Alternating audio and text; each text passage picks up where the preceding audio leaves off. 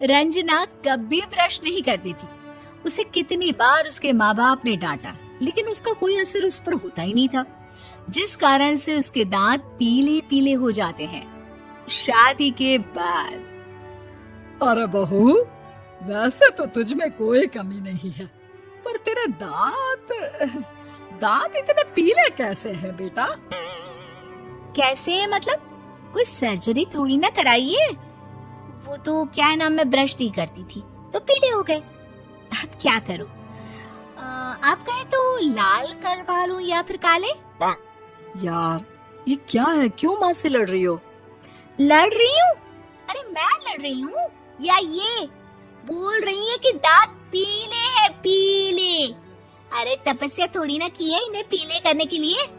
बकायदा ब्रश नहीं किया है 20 साल तक, तब जाकर। छी, कैसी बात कर रही हो? ये उस वक्त तो पीले नहीं थे जब हम लोग तुम्हें देखने आए थे। अरे तब साफ करवा लिया होगा डेंटिस्ट के पास जाकर। अब देखो कैसे पीले पीले लग रहे हैं। रंजना सास की तरफ गुस्से से देखती है। फिर शुरू हो गई पीले पीले पीले।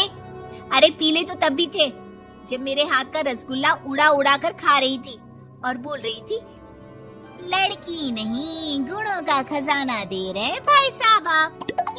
खैर, अब वो लोग करते भी तो क्या करते, पीले दांत वाली बहू पल्ले पड़ी थी तो झेलना तो था ही। एक दिन कीर्तन में रंजना गाना गा रही थी। अरे कमला बहन, माँ का द्वार है, यहाँ तो सब शुद्ध होकर आते हैं, फिर अपनी बहू को ब्रश भी नहीं करवाती तुम। दूर से पीले पीले दांत भक्ति में बाधा उत्पन्न कर रहे हैं। अरे कोई 2 साल की बच्ची थोड़ी ना लेकर आई हूँ मैं बहू बनाकर। अच्छी खासी लड़की है, अरे कैसे करवाऊं ब्रश? ये तो उसे खुद करना चाहिए ना। अब माँ बाप तो इसके जैसे तैसे निपटा दिए, ये नहीं सोचा कि सास कैसे संभाल। सास बहू को लेकर घर आ जाती है, लेकिन सोच लेती है कि अब इसे लेकर कहीं नहीं जाएगी। अगले रोज बहू कहती है, अरे क्या हो गया, मंदिर नहीं जाना क्या? कीर्तन का वक्त हो रहा है। मेरी मधुर वाणी से कान्हा जी जागते हैं और सोते हैं। आप तो जानती है ना उनकी भक्ति में कितना मन लगता है मेरा।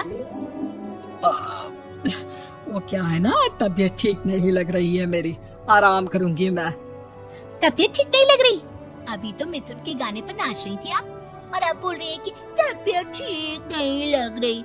अरे भक्ति में मन लगा लो सासू माँ, ऊपर जाना है, क्या मुंह दिखाओगी आप? हाँ? सास को बहू की बात पर गुस्सा आ जाता है। मैं क्या मुंह दिखाऊंगी, इसकी चिंता तो ना कर, समझी? अपने मुंह की चिंता कर, जो ये पीले पीले दांत लेकर हर जगह पहुंच जाती है। पता है लोग कितना मजाक बनाते हैं। ना जी ना, मैं नहीं जाना कहीं तेरे साथ। तो ये बात है। कोई ना, मत जाओ, मैं अपने कमरे में ही बैठकर भक्ति कर लूंगी। ऊपर वाला दांत थोड़ी ना देखता है, मन देखता है, भावना देखता है।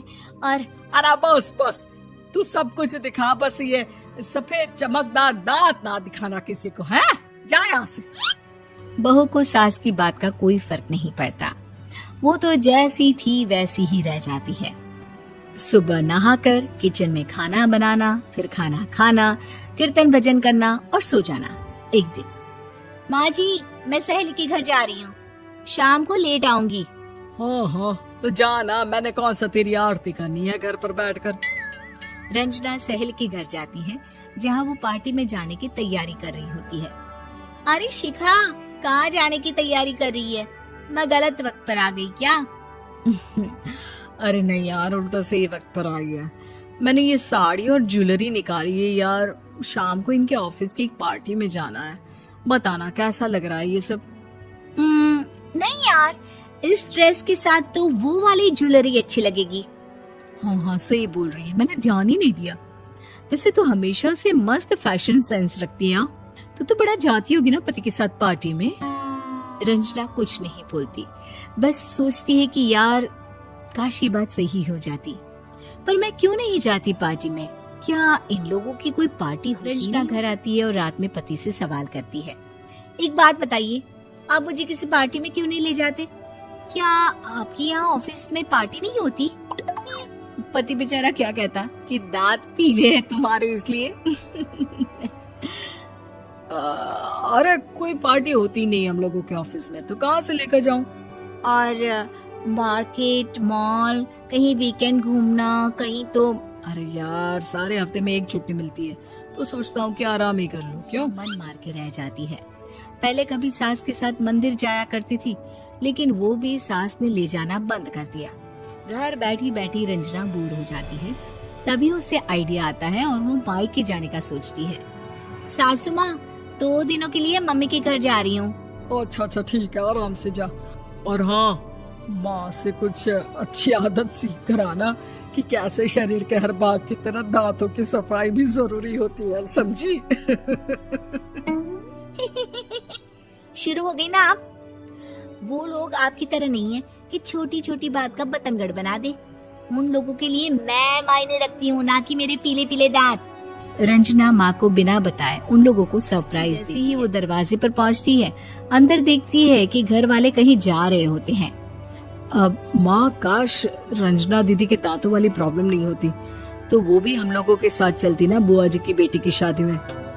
हाँ बेटा, लेकिन अब उसे कौन समझाए कि उसको उसके पीले दांत नहीं दिखते, लेकिन उसके आसपास के लोगों को कितना एम्बैरेसिंग फील कराते हैं।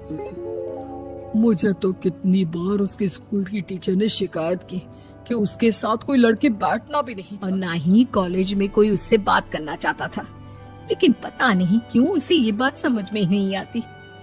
कोई कमी नहीं है उस लड़की में, बस यही कि दांत पीले हैं। वो तो भला हो जीजा जी और उनकी माँ का, जो दीदी को जैसी है वैसे ही रखा। रंजना को अपने घर वालों की बात सुनकर बहुत दुख होता है। वो सोचती है कि वो क्या करे, लेकिन फिर वो सीधा डेंटिस्ट के पास जाती है, अपने दांत चमकाती है और कसम खाती है कि वो रोज ब्रश करेगी। अरे क्या हो गया? तुम तो 2 दिनों के लिए गई थी ना, पर कोई ना, अच्छा है चलो आ गई तो। रंजना सास के सामने आकर खड़ी हो जाती है और पूरी स्माइल करती है, उसके चमकदार दांतों को दिखाती हुई। हैं? चले मंदिर? माँ, मुझे माफ कर दीजिए, मैंने आप लोगों को बहुत एम्बैरेसिंग फील करवाया। मैं आज से रोज ब्रश करूंगी।